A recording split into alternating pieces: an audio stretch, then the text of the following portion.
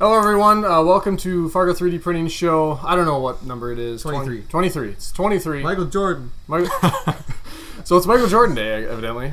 We do have the tallest employee here today.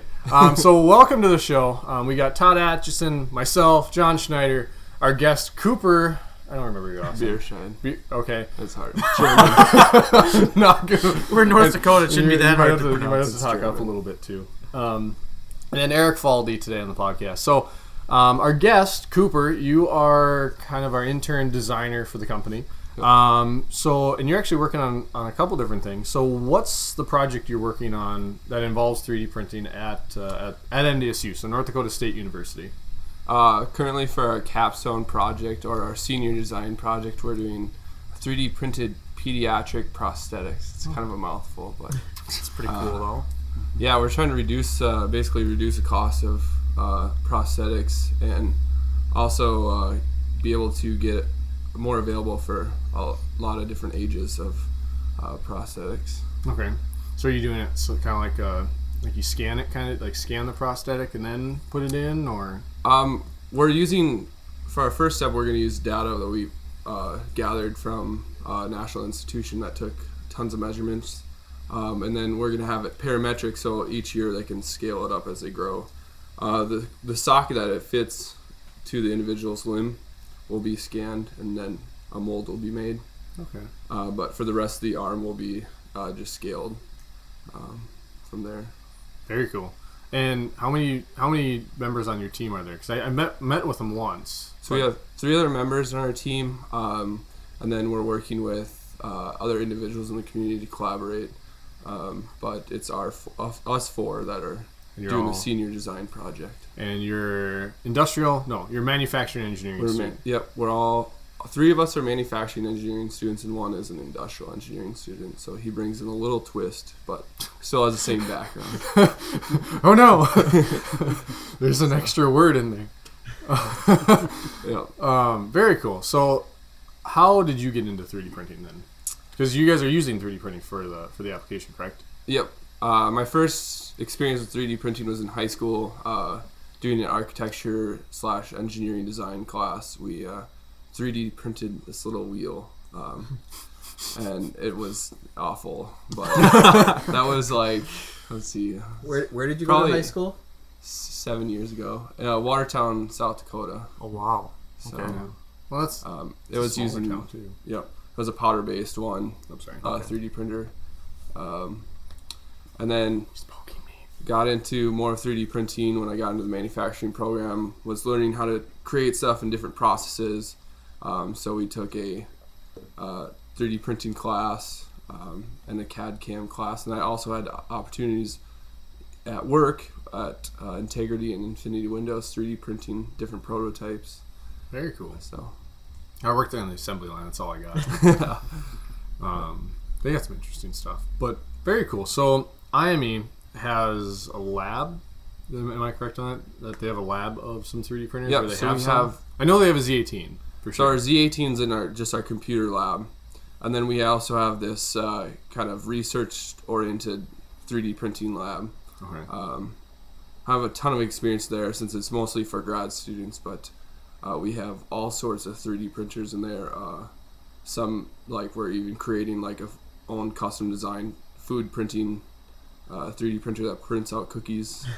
That was actually you need to get my mother on that one. Yeah. You need to cook more cookies for the so that works good. They just took an old CNC machine and took off basically all the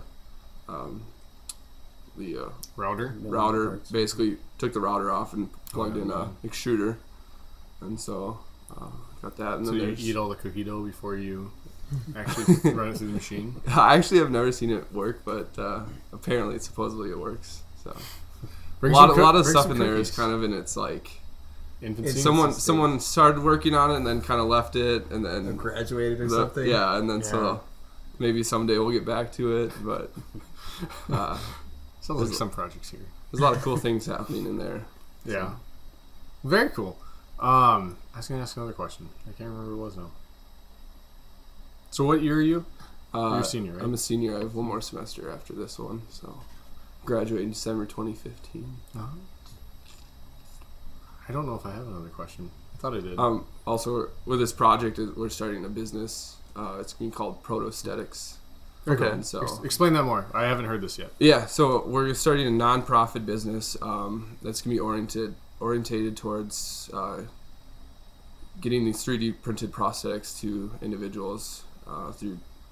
We'll try to bring in donations to supply these prosthetics to kind of people like that need them. Oh, I was gonna say something, I can't remember what it is now. Let's say kind of like a. It's kind of like enabling the future, something like that. But it sounds like yours has a little bit more. I don't know if it's broader or if it's more focused. I don't really know enough about it, but it sounds like it's a different type of prosthetic, or it sounds more advanced than just the wrist flex. hand. Ours is going to be the term they use is myoelectric, so it hooks up to the surface of the skin, and there's electrodes that take the signal, the impulse, and he'll be able to move his fingers, actually open and close. Yeah. Okay. The one guy that you guys met at CES had the same kind of setup, I think. Yep. But it was Ninja Flex, and I'm printing on a LulzBot Taz 4 or something. Yeah. I can't remember what the name of that. It was like the open something project. Mm-hmm. Open I'll try to find that. I have that information somewhere. But I mean, it was really cool. I mean, although that poor guy, I think he spent every day of CES just standing there and talking about his prosthetic doing arm, fist bumps, fist bumps and opening it and closing it and shaking people's hands. Yeah. I can only, Well, he seemed pretty excited about it though. So yeah. Well, yeah. I mean, definitely get tired of that after 3 days. But I'm sure it had a ton of Purell yeah. on it by the I don't know. just you like have to, hand you have to hug sanitizer. the camera over there. Yeah. Who is it? Oh, it's one of our clients. Give me a second here. I did think of this earlier, Steve. and then I forgot that we. So had the and then camera out there. another thing that we're kind of sets us apart from all the other open source prosthetics out there is that we'll be adding a wrist in there, an elbow, and then also hopefully an opposable thumb. Oh, cool. Right now on the market, there's only basically just the hand that operates. So the thumb gives them just that much more dexterity. Yep, and then even manipulate being able objects. to rotate the wrist is going to be huge. I think it focused. No, it's good. Sorry. That's pretty cool. Yeah. Is there going to be any Ninja Flex on this for the fingertips or anything? So one method that we use is using Ninja Flex for the joints. It gives a spring feedback. Okay. There's also another method of using two different. Basically, we use fishing line for the Ligaments? ligaments. Yep, that's what I was thinking of. And you can either have a ligament on both sides, since you can have pull like this. One will open it up, one will close it, or you can have that spring back with the joints being printed in Ninja Flex. We're also working with different manufacturing processes, such as casting the joints with custom silicone rubber. Okay. Oh no!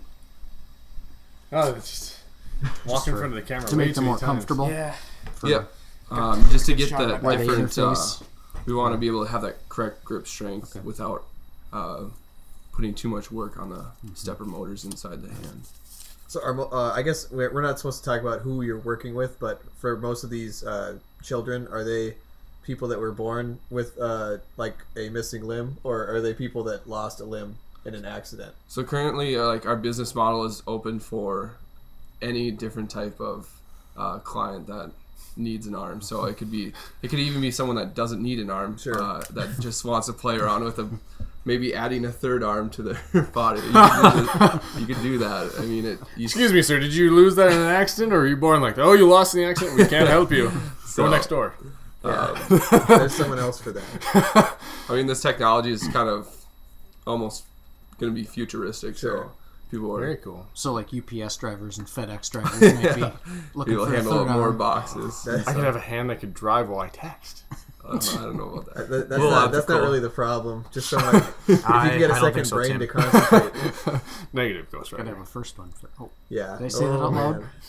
No, I just know that there's like a learning curve as far as that goes. But the guy that I heard an interview with the guy from CES. I think he's from Australia, if I remember correctly. Could have been New Zealand. I'm sorry, I don't know the accent. But he he was saying that he was born without an arm, and it took him 3 days, and he said it was natural after 3 days, but still, it's just it's a different kind of animal if it's someone that had an arm and they're trying to get an arm back, because they're going to have a higher expectation, obviously, than someone that never had an arm. Right. I don't know exactly where I was going with that, but I think I made my point. Yeah, and that's where we also get into, like, with the engineering process, do we make it more capable than a current standard of that a human can grip? Say, like, if they can grip 5 pounds, we make it, is it okay or ethical to let them grip 10 pounds? So, like, gets into kind of another The bionic man thing. more non-technical side of things that we have to. That's deal interesting. with. The whole ethics side behind that. There's different like review boards that we are going to be going through, like the institutional review board, that we have to follow along their standards throughout this whole process. And we're working with different human applications of engineering. Interesting. I would have never thought of that. Like the whole advisory board thing for is it ethical or not? Yeah, I mean, I wouldn't have thought of that before. No. I mean, Yeah, because when you think about I can grip 10 pounds versus 5 pounds, what's the? But I mean, I guess if that goes too far down the wrong path, all of a sudden you have something that is unethical. Yeah, I watched Iron Man 3 last night, like talking about weaponization. Like that's not the first thing I think of, but it's a possibility that it needs to be kind of followed, and I mean, if you look at like the whole exoskeleton kind of thing, Yeah. Is the military researching that kind of stuff, is it ethical or not, and pros and cons. There's always pros and cons. And I think that there's just not that it's not ethical to make it better than we can, but it just needs to be talked about and recognized more so. Well, it's interesting that you're having the conversation. Exactly. And that's one of our biggest key points of our business is going to be open source, and it's going to be highly relied on collaboration within the community. So I think that's a good way to go about doing it for something like that, because, well, you're going to have a lot more people that take part in it as a result, and you're going to get that much more data from people about how stuff is working, because you're going to have people actually using it, and you're going to have more people adopting it and giving their feedback if it's open source. Or there's more access. We want to get this technology to the consumer or clients as quickly as possible, and I think advancing this technology is going to be important to use the collaboration method. Oh yeah, because then they also feel like they've put something into it and saying, I've contributed to this project and I've helped create something. That's always a fun feeling. Yeah. Yep. Was there anything else you want to talk about in the IME department before we kind of move on, or is there anything that what are typical things that you would use the 3D printers for in your studies? So one of the classes I had was called production engineering, and we were given a bathroom faucet, and we had to reverse engineer it and be able to set up a production facility, basically not a real one, but a model for a production facility. And then in the lab side of things, we had to create a fixture for one of the pieces of the bathroom faucet. So we took it apart. We decided that the outer housing was the part that needed a fixture in order to drill out some holes in it. So we modeled it up on the computer, and then one of the parts that was in the fixture was very free-form, hard to machine, and so we were able to 3D print that piece and have it within a day. Whereas if you were to machine that on a CNC, you would have to buy all the different tooling, had to program all the CAD CAM or the G code for that CNC. So it speeds up the process of prototyping, is what we see it as engineers. You can just take an idea and print it out, reiterate that process over and over until you have a solid idea. So that's what we see a lot in the manufacturing department. You were working on another project as well. Are you allowed to talk about that one? Yeah. So I guess it's not huge, not that cool of a project, but one of the things that came out of it was the idea of snapping 3D printed pieces together, and I thought we came up with a pretty cool solution of using snap rings for a cylinder. Currently,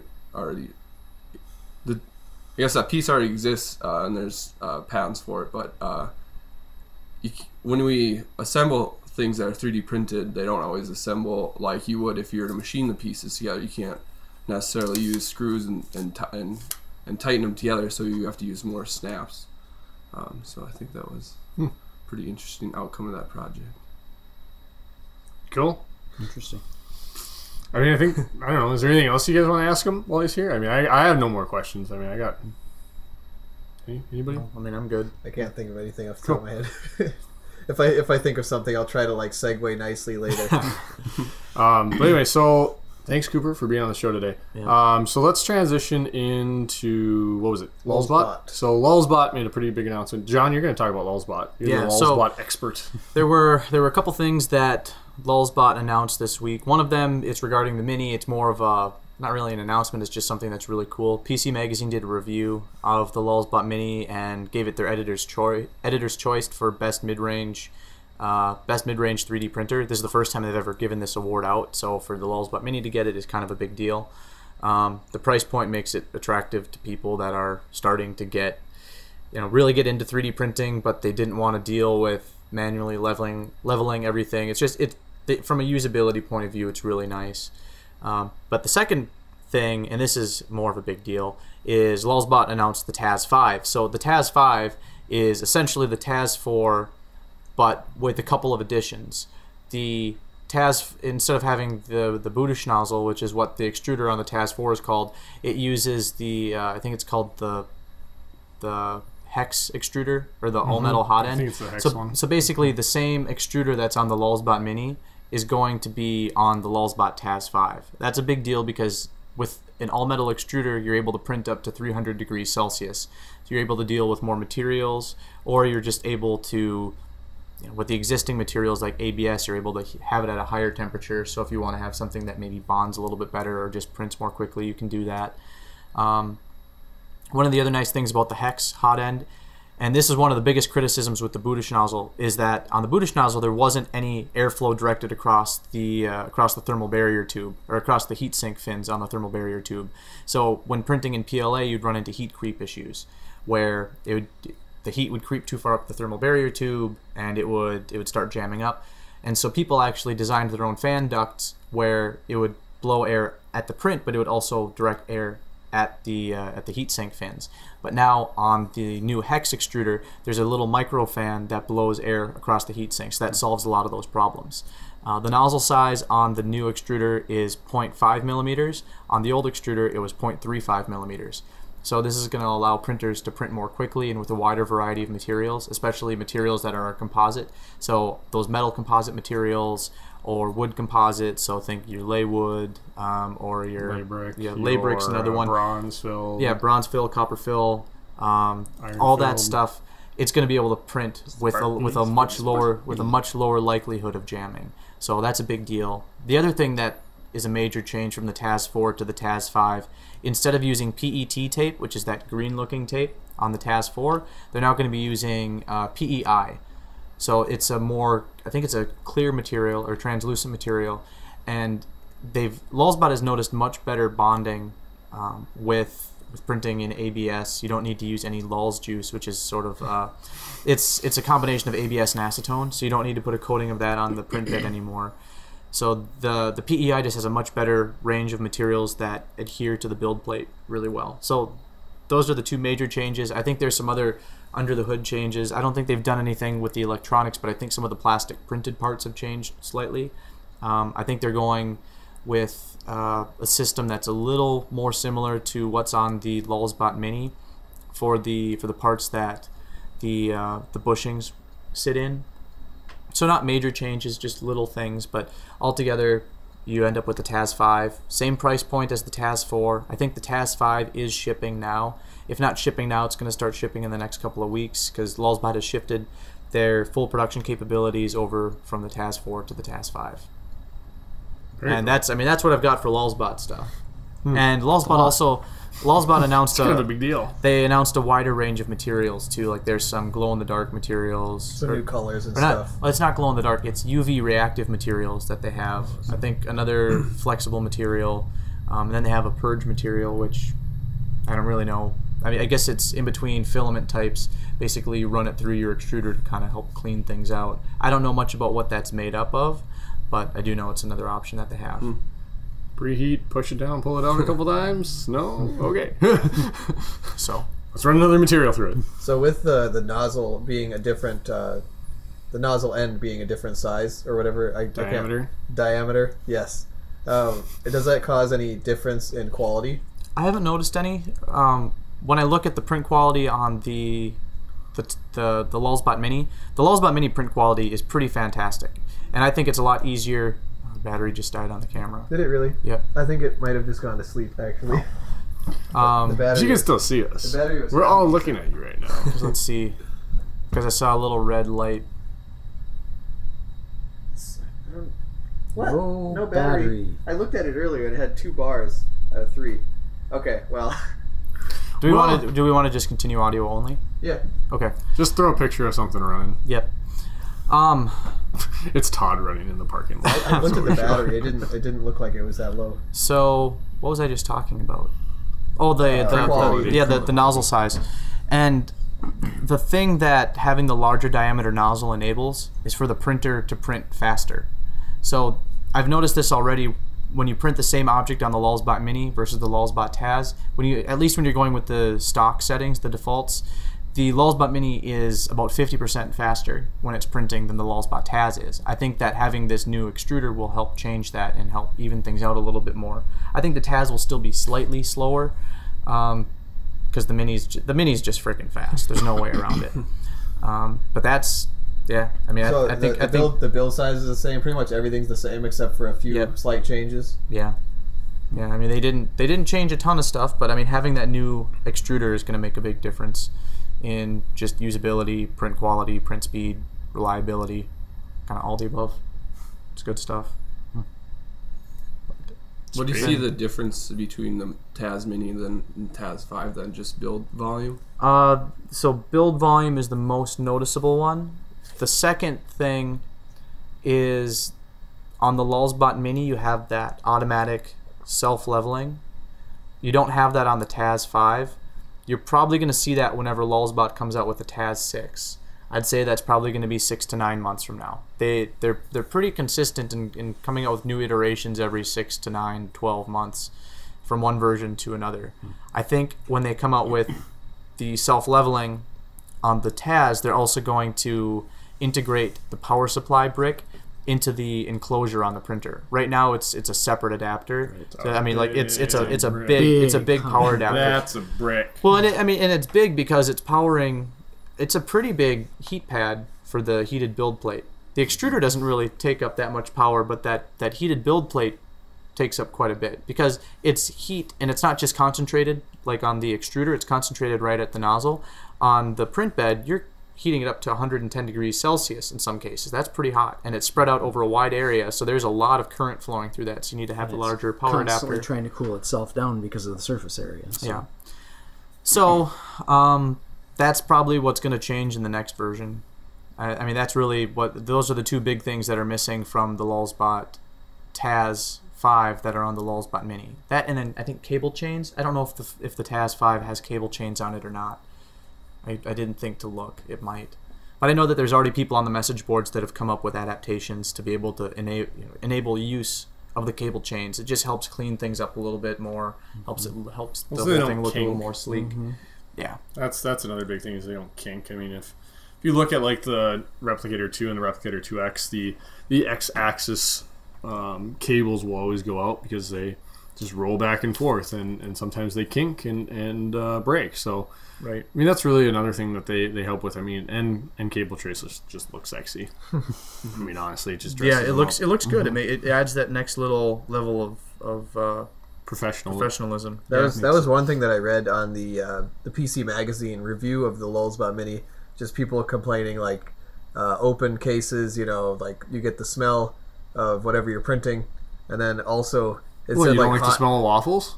Well, I think they were complaining about ABS mostly, but they also said hot nozzles. It's like we talked about this earlier today. Apparently, I'm not gonna. Some people have been touching the on our unclog video. I'm not gonna insult anyone's intelligence, but I made sure because I was a little bit worried. I don't want to be responsible. You know, I don't think people would like come find me. Well, I mean, if you're going to touch something and you feel that it's kind of hot, maybe I shouldn't touch that. Or I just unplugged this from a 230 degrees C head, and I'm going to touch it right away. We had the unclog video for it happened to be the Replicator Mini, but I was just the way that the video and the wording came out, because we did a dub afterwards of the process Voiceover, the voiceover. So it kind of, you see his hands on it already.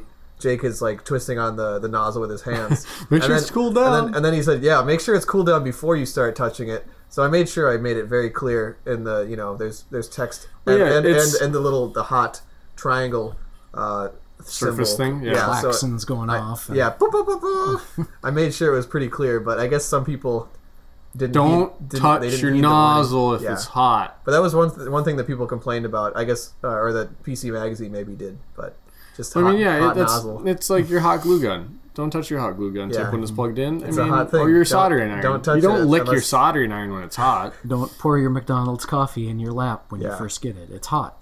Yeah. There's a can of worms with that story, but it was too hot. It's not funny when it's too hot. For all my Tim and Eric fans out there, I think crickets. It was Zach Galifianakis actually. I don't get it. So crickets everywhere. I'll show you later. So you probably noticed in the video we actually rearranged our office today. And the video cut out. Yeah, the video cut off. Well, you got to see the video. So you'll get to see probably the first 20 minutes of the podcast, or 15. I'll have the last 30 seconds really, really slow. Well, you just take it, yeah. So we rearranged. We got 5 Rep 2s now and a Rep 2X, and then we have a lot of printers in here right now.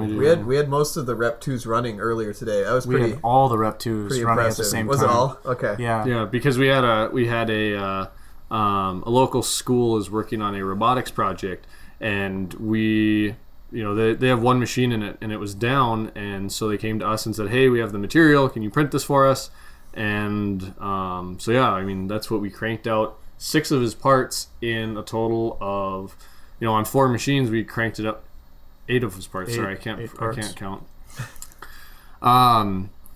8 of his parts in like 2.5 hours, where on his one machine it would have taken him like 10 hours to print those, and I think today or tomorrow is his last build day, so we're still finishing up a couple parts for him. But I mean, that's an area that's going to be really interesting in the next couple of years. And I mean, and Todd, you can talk to this quite a bit, is the robotics side of things in competition, because now more and more schools are getting robotics, or more and more schools are getting robotics competitions, but they're also getting 3D printers.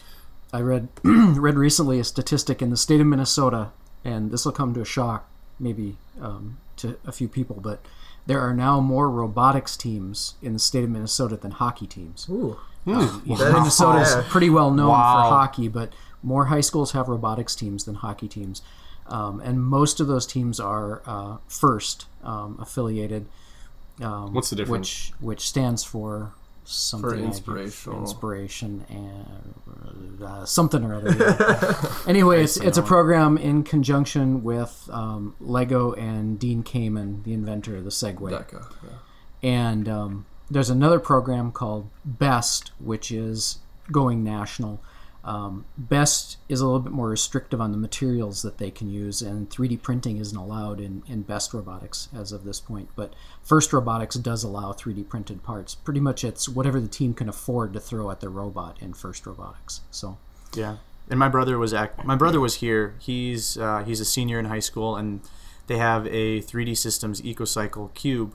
And they printed a couple of mounts for an ultrasonic sensor for their robot. He showed me the mount that they created, and yeah, I mean it's cool because they're able to do stuff that they simply weren't before, and it's getting kids in that age range to start thinking about doing 3D design, and the fact that now more 3D printing or more robotics teams have 3D printers.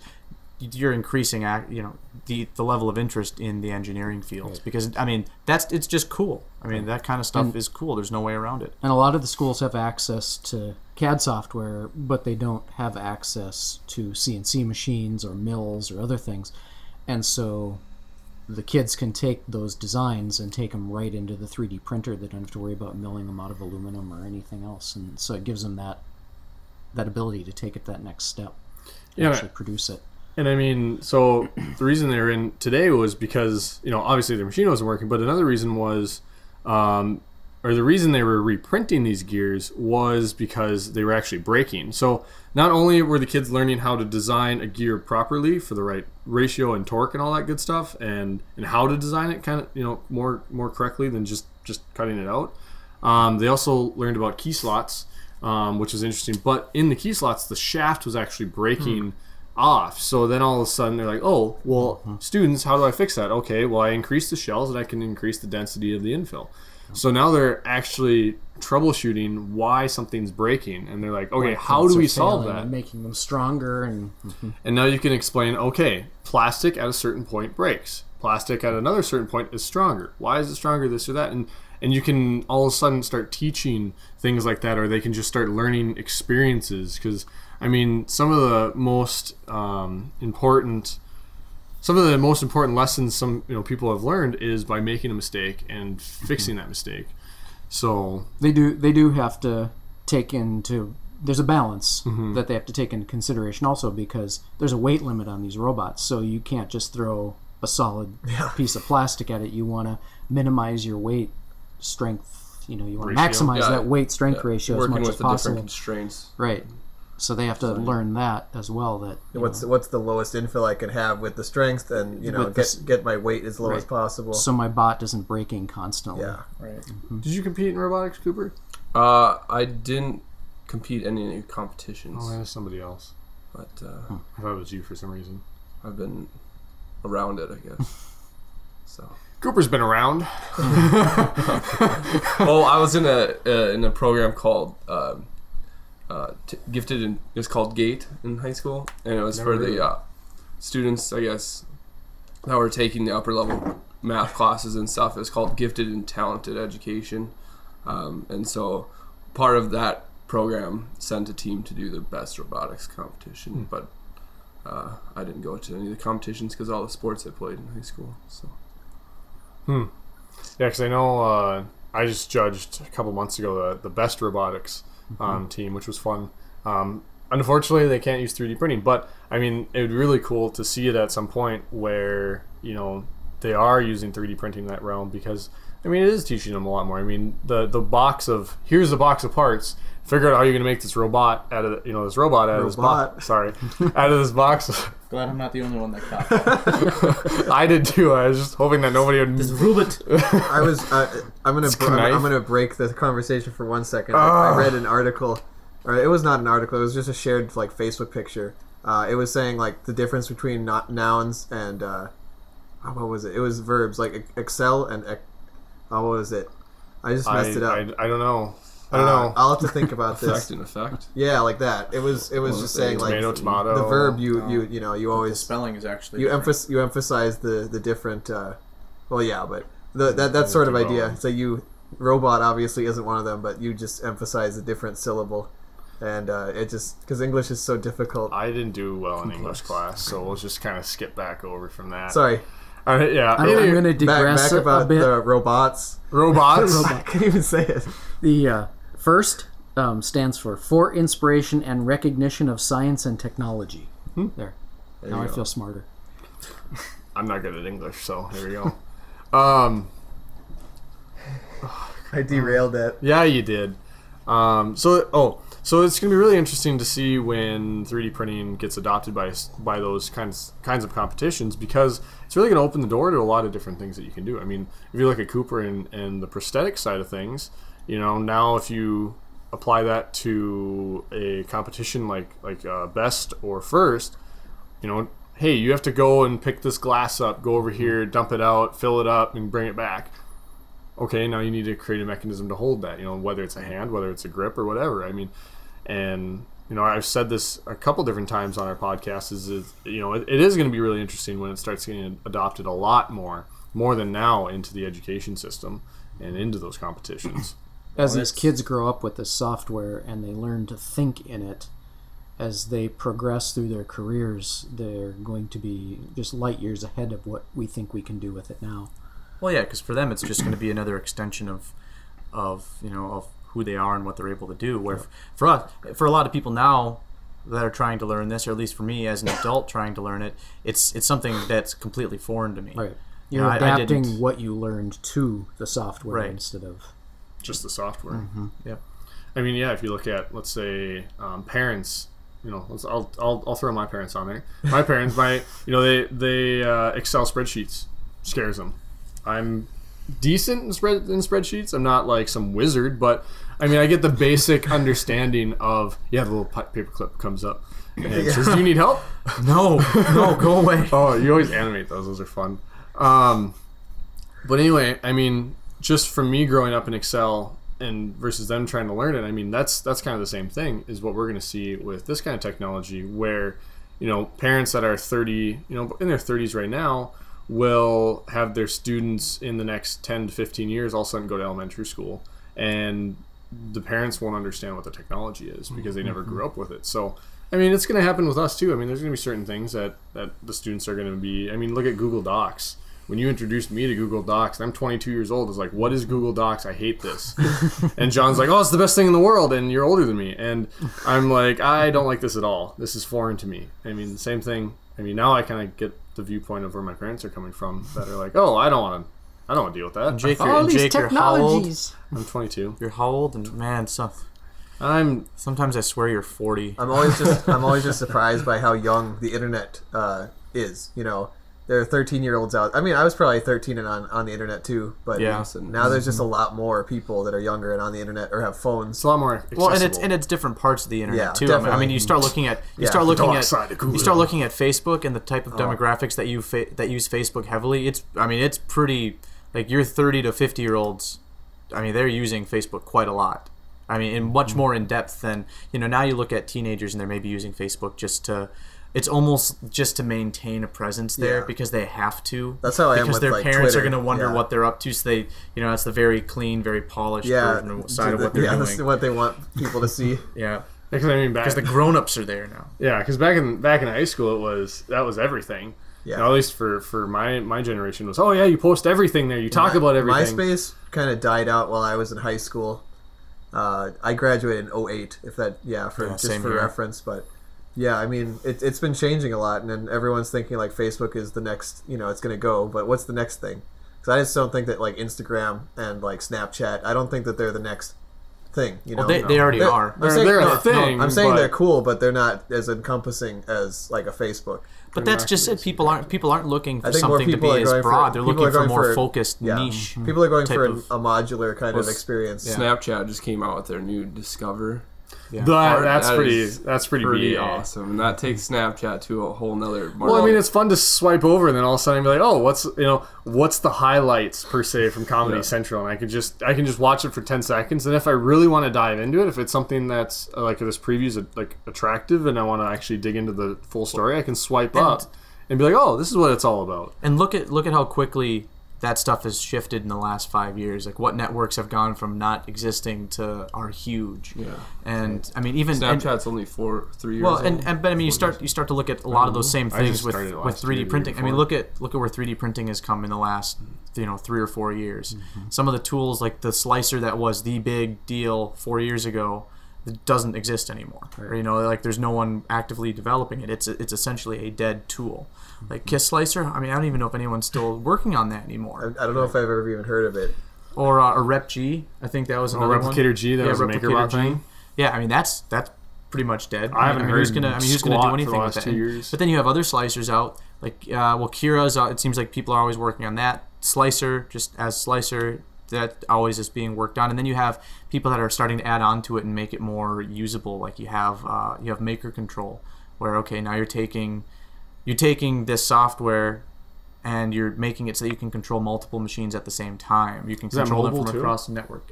I don't know. I don't know if it is. I think you basically need to set up a server like a print server that the printers are hooked up to.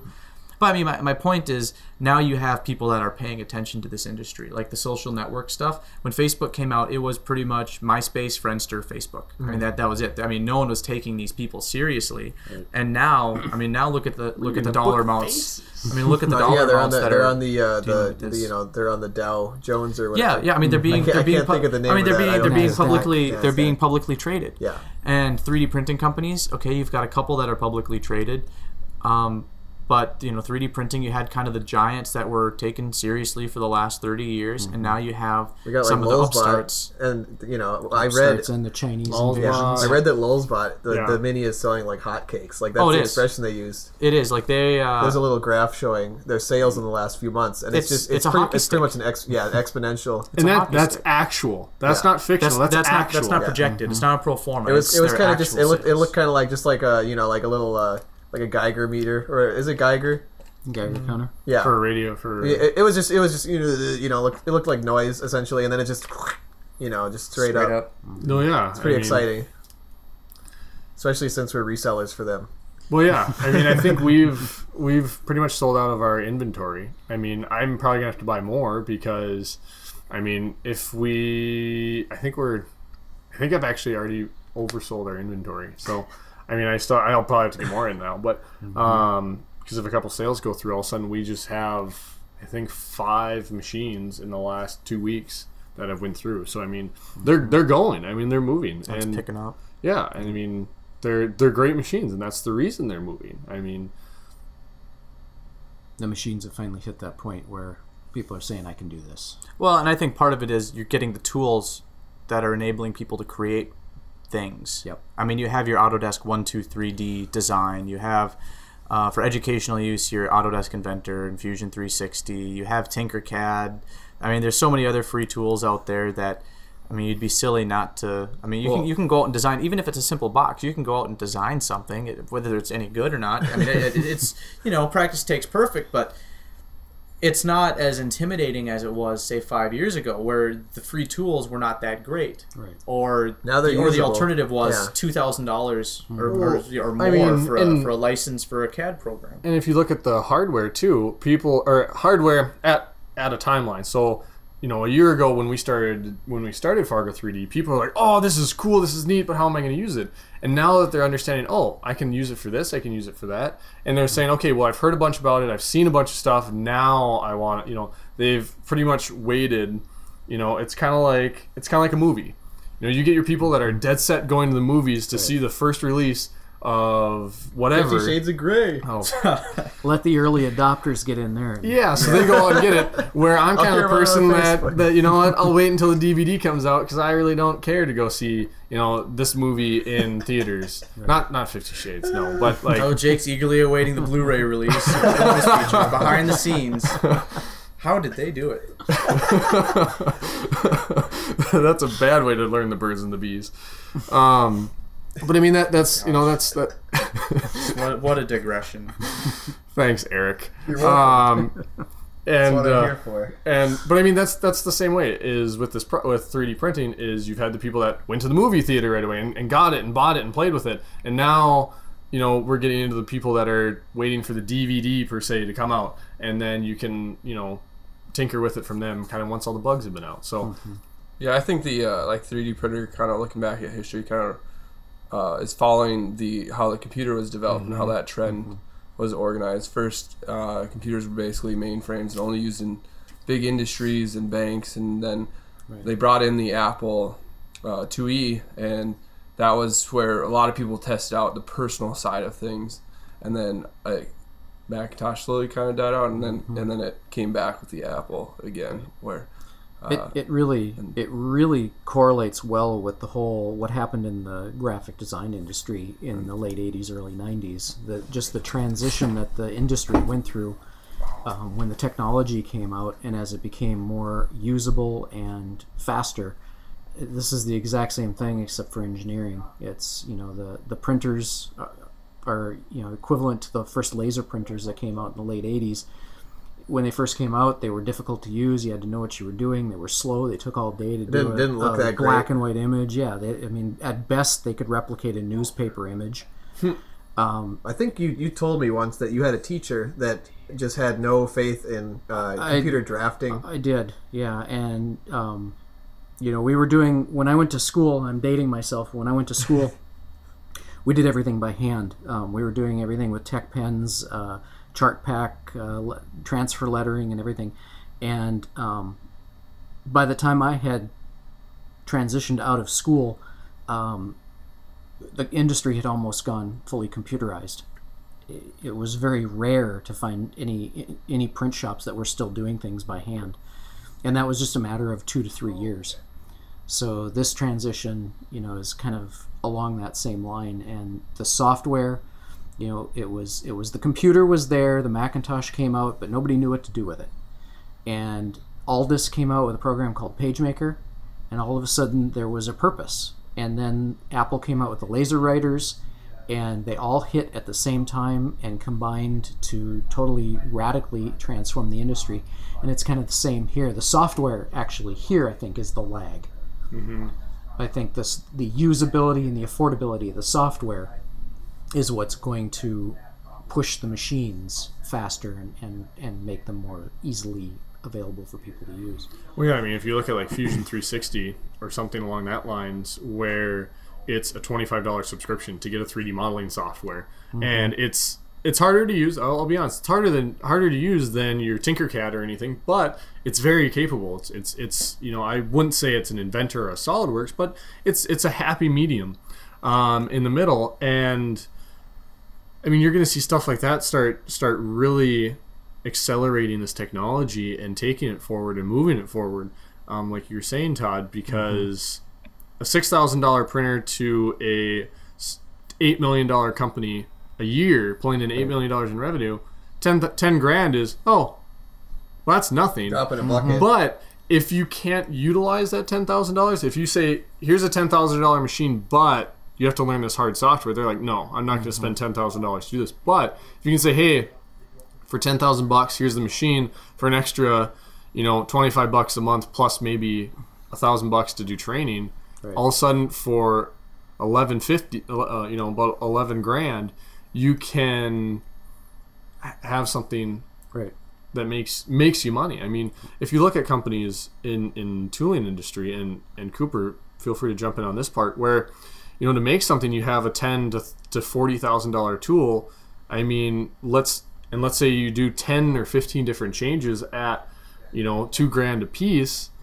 All of a sudden now you're 20 grand into it, and you finally have your product where that 20 grand could have bought you 2 Z18s, and you could have gone through 60 different prototypes at $500. Yeah, we taken setup costs into all our calculation. That was a really huge push towards automation, and I think 3D printing is like the automated version of CNC machines. And it almost encourages you to try different alternatives versus we have to stick with what we know works because this is going to cost a lot of money to produce this part.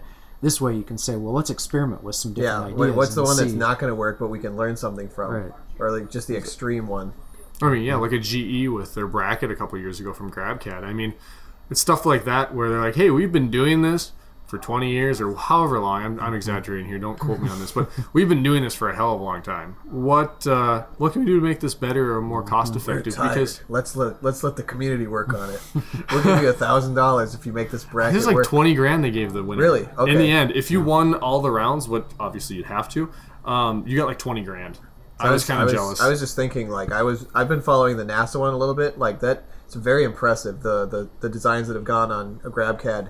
But the top prize is, I think, $2,000, or maybe like the pool is $2,000. I don't remember, but I was like, oh yeah, NASA doesn't have any money. Well, I mean, a lot of the projects on GrabCAD are. I mean, $1,000. Let's say you put, as a designer, you put 20 hours into a project.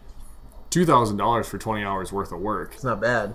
I mean, you just made, you were making $4 grand a week technically. If you're working a 40-hour job, that's a great payday. And if you're winning, but yeah, but I mean, if you're good and it's just something that you like to do, like it's a good way to make a little extra scratch. Well, yeah, exactly. I mean, that's what I was doing some of those projects for a while, but I never had enough time to do it, so I never really went full in on it. But there's a couple that they're like, oh, submit something half decent, you get $50. I'm like, all right, I'll submit something half decent and get $50. But I think others, I guess contests are always just a good way to get yourself out there. Like I've done stuff for video and stuff, and then there's like Ultimaker had something we'd make characters or something, and then I know that MakerBot's done other contests of some sort. I know they had one where it was with a DJ named, oh man, it was like something with Ghost. It was related to Ghost. I can't remember. DJ All Man, that's a great DJ name. I don't remember. Yeah. Oh man. Have you heard that? Have you heard about that DJ? Oh man, yeah, he's pretty cool. We could talk about DJ samples all day. It's like there's like. All right, next topic. The DJ, that's the DJ sample. But I don't remember, but it you would win. You would win you could win a MakerBot replicator mini. Yeah. So that's cool. Mm-hmm. Like if you don't have a 3D printer, but you can design, like you could have a 3D printer. Yeah. So I mean, this all kind of ties back into, the software, like Todd was saying, being the barrier to this technology really taking off, and once those students understand that technology, or once the community per se understands that technology, or the general consumer, you're going to see this technology even accelerate more than it has in the last 2 years.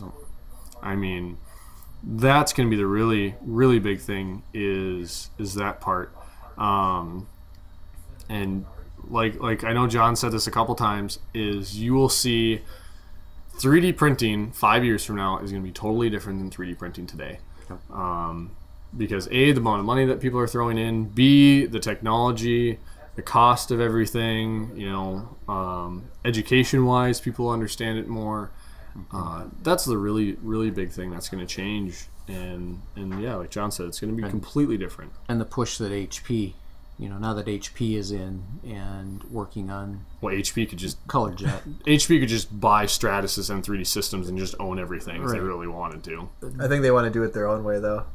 But I mean... just like from the ground up, maybe. You're going to see that in-home consumer push towards 3D printing once they really get involved. I mean, the people that are fans of Autodesk, like Autodesk is going really in on it, and they're doing a good job. I don't think we were going to bring it up because I haven't heard anything much about it. But John would know more. The Ember just dropped.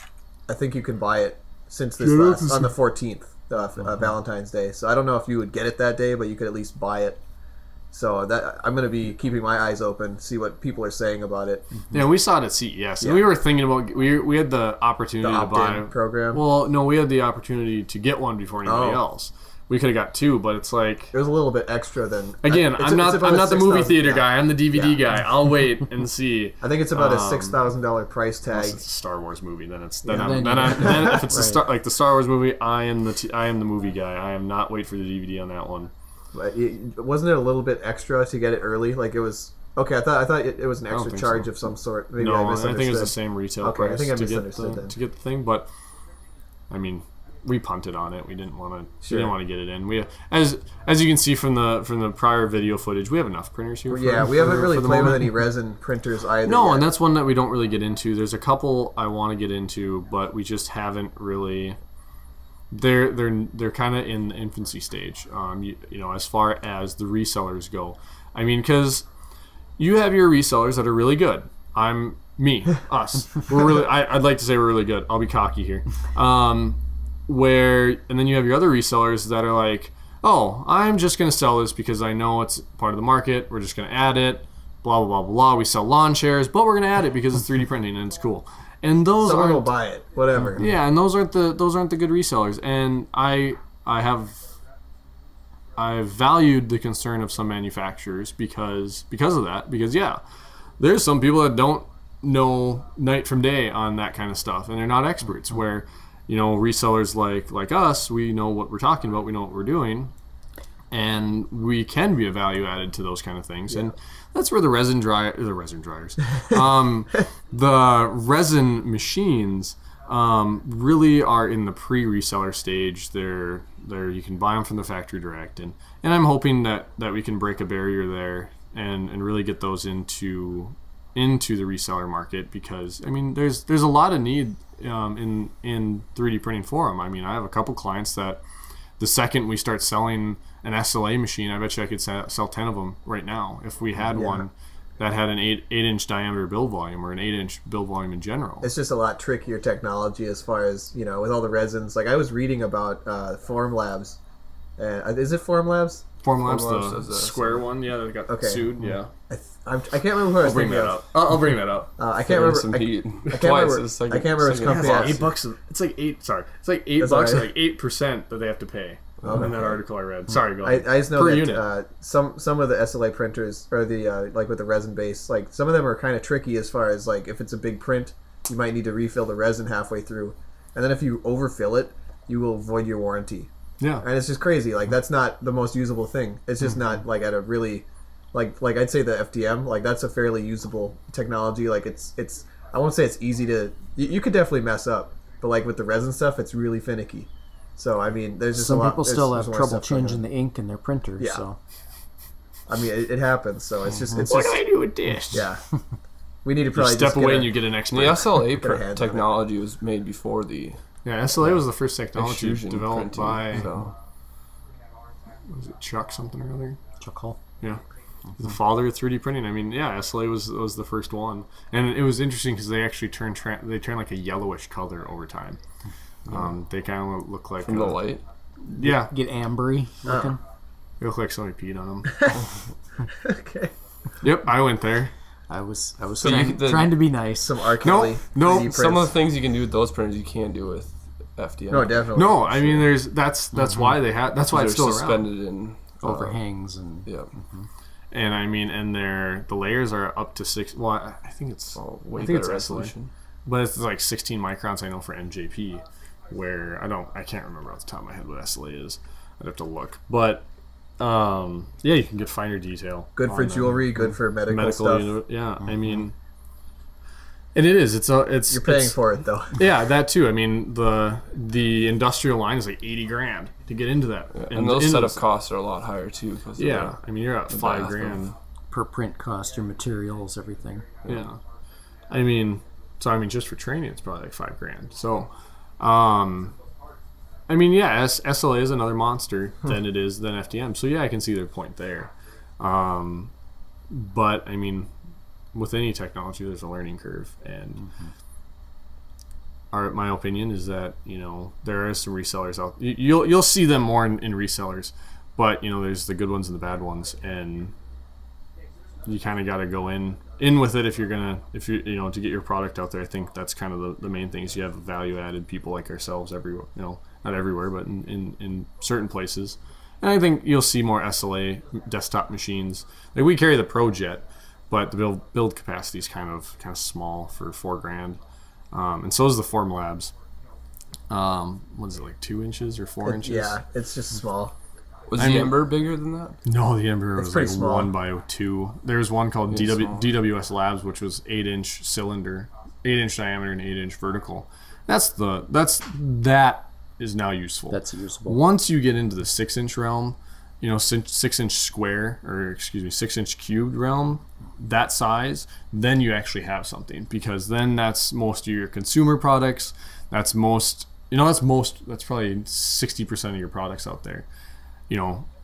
As far as the consumer side goes, I mean, everything that we 3D print usually is under that right in that 6-inch build volume range, and or you can print it in pieces that are those sizes and assemble it together. Yeah, that's what I'm actually doing for one client. Is I'm cutting it up into 4 sections, and I'll solder it together so that they can have a working prototype to take out and use.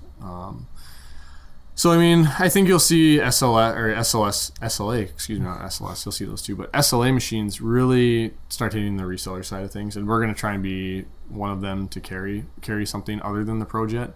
Great machine, just small build volume.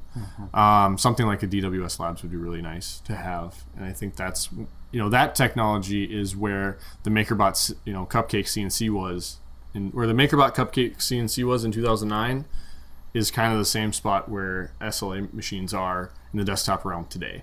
They're kind of in that yeah, you can have one, but we're not going to really it's kind of in that weird stage. It's in that awkward stage. So you'll see him more and more. But, well, John's on a phone call. Yeah, he probably walked out about 20 minutes ago. About 10, yeah. And I don't know if he's going to come back anytime soon.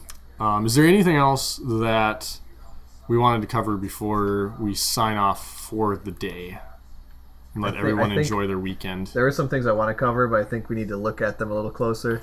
Let's cover them next week. Yeah, I think we would do them an injustice by talking about them without researching. So. And then next week I'll have an announcement in regard to some new stuff that we're coming out with. So stay tuned for that. It's exciting. I think it's pretty damn exciting. So that'll be next week. Hopefully, if all the moons and ducks align, we'll get your ducks in a row and the moon and the sun and the stars line up. Then I think we might be able to go with that next week. So I think I got like one little thing. Oh, go for it. I think with 3D printing for me and being as a student right now, or other students out there, I think the instant gratification that you get from a 3D printer is what gets people even more interested, and that's why 3D printing for me is so exciting. Yeah, I mean, this works, or this doesn't work. Now you go back and tackle the problem again. That's the exact same thing from a graphic design standpoint. You can do your layout on the screen, and then you'd have to send your file in to a printer and wait 2 weeks to see it. With the printers that we have now, you can see 4-color quality in 2 minutes, based on your design. So it's that same instant gratification, and that motivates people to create and to do new things and to iterate fast. Right. So that's all I had. Yeah. Well, does anybody else want to add in? No, I guess I just I would say the same thing. Yeah. It's well, you as a 3ds Max designer. I mean, I have a background in polygon modeling and a tiny bit of CAD. The CAD is more like just I stumble through it and make things kind of work, but it's just really fun seeing like people that do 3D modeling. Like if I would have had more, there was access to a 3D printer, but like I didn't know how to get to it. It was kind of out of use already. It's actually the one that's at M State right now. But if I would have had more modeling classes earlier on, I would have maybe done it, because GCOM is weird at MSUM. Pretty much, you'd have to go through 2 years of classes, and then you start doing like the 3D, modeling, animation, whatnot. So, I mean, I didn't really have access to that stuff. Well, I mean, at the time it was a $30,000 machine. Now it's not worth much because the technology is so different. Pretty much, just there wasn't someone who was willing to take care of it, like to just maintain it. So it just and that's it why went into misuse, and then it got traded or sold, or I don't know exactly the circumstances. Well, it got its use at the tech college. I mean, and it went into a program that I graduated from, which we used it quite a bit. You're welcome. Well, we'll discuss the details off mic, because there's a few things that allowed it to get over there. But I mean, that technology at the time, it was $30,000 for something, and per part was probably $100. But pretty much just the ability to take something that you from your head to the screen into your hands. I made a character. I don't think it looks that great, but it's still super fun, and it gets to sit on my desk and I can look at it and pick it up. So, in a few hours, if you can, touchy-feelies. Yeah, you make it. We all kind of touchy-feely kind of people. Yeah. Well, nobody really laughed at that. That was kind of hoping for a little bit more than that, but yeah, they'll have to use their imagination because the camera turned off. But I thought we talked about heat creep last week. No, yeah, I really want to make a character, the heat creeper. I'll look into it. You should make them like dust mites, and then make an animation like it's crawling up the thermal, or like Gremlins. I kind of thought about that, like doing something, but I just didn't have the time. Like the podcast still went up later than it was supposed to, and we usually try and hit about 5 o'clock on a Friday. Yeah, it was about 6, just because there was so much stuff that happened on Friday and the rest of last week. Yeah, you guys are keeping me busy. So yeah, why are you sitting at this table? You should be working. I am working. But sure. I mean, awkward turtle, yes. I didn't see it, but nobody saw it besides there isn't a video. So anyway, on behalf of myself, Jake, John, who is not here, Todd, Cooper, Eric, and Cooper, thanks for sitting on this podcast as our guest. We really went on a tangent. We did for like all over the place. Half an hour. But thanks for being on the podcast. We're gonna try and have some more guests over the next couple months. I think we need to hit up LulzBot. I think we do too, because they have a bunch of new stuff going on. And we should talk to them about it. Yeah, and I'm traveling to New York in April, so I'm going to see if we can set up something with MakerBot to get them on here. Yeah, if we could Skype into you from here, that'd be great. Yeah. I'll figure it out. I'll take care of that part. So maybe there's something we can sit down with one of them guys That'd be cool. and do A round of a slice of pizza. Hey! Oh no! Get us in trouble. What is this garbage? So anyway, on behalf of all of us, thank you for listening on Podbean as well as iTunes, YouTube. Sorry that the video cut out. My bad. I apologize. Eric did not charge the battery. But thank you. It looked like it was like 2/3 full, so I thought it was good. Oh. Anyway, it might not have been. Anyway, thanks. Excuses. Yeah, that's me. But anyway, thanks for listening and watching. Make sure you subscribe to us on YouTube. So hit that, click on that little red subscribe button for us. That's great. And then if you can like us on Facebook, follow us on Twitter, Instagram, Pinterest. We're everywhere. Got some neat stuff coming out next week, so tune in next week. Again, on behalf of all of us, thanks for watching and listening. We'll catch you next week. Bye. Bye. And don't touch any of this now. You keep... Yeah, that's another thing. Keep doing that. Just keep this on.